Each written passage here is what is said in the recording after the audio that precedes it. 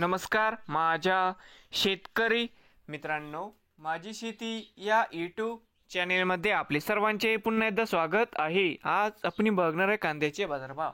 महाराष्ट्र राज्यातील कृषी उत्पन्न बाजार समिती मुंबई येथील आजचे कांदा बाजारभाव म्हणजे दिनांक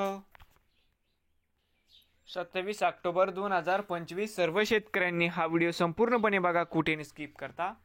कांदा दरामध्ये लवकरच होणार सुधारणा. तर मित्रांनो, बाजार समिती मुंबई या ठिकाणी आज आवक 16,409 क्विंटल, या ठिकाणी कमीत कमी 900, सरसंद्राई 1350, जास्तीत जास्त दर 1800 रुपये क्विंटल.